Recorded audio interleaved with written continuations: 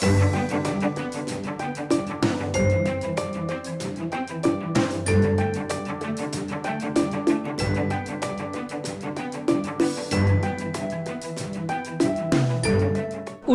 il s'agissait de traiter de la question, on va dire, logement social dans ce grand texte de loi qui nous attend. Il y a un aspect qui vise à libérer le foncier, un aspect qui vise à faire en sorte que nous puissions accélérer la production de logement social, retravailler la question des attributions de logement, traiter de la question de l'article 55 de la loi SRU. Les collectivités, au-delà d'une certaine taille, doivent appliquer un quota de 25% de logements sociaux. Évidemment, il faudrait travailler sur la question de la cherté du logement et des loyers, et donc renforcer l'encadrement des loyers et juguler les procédures de spéculation immobilière. Mais en l'état actuel, on a le logement social en France, on est bien pourvu dans ce domaine-là, et on redoute que la situation se dégrade. Dans le débat budgétaire, il y a eu un lourd débat sur le fait que, en diminuant les aides, les APL de 60 € pour que ça n'ait pas d'impact sur nos concitoyens, le gouvernement a décidé de demander aux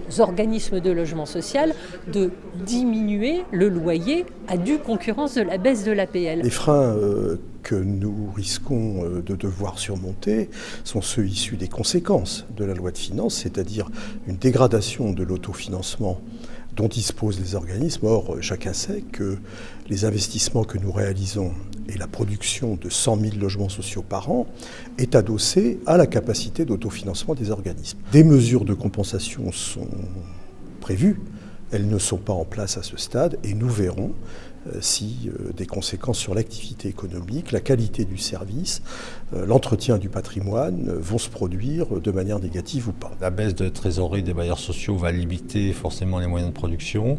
D'autre part, il y a une contrainte sur les collectivités territoriales.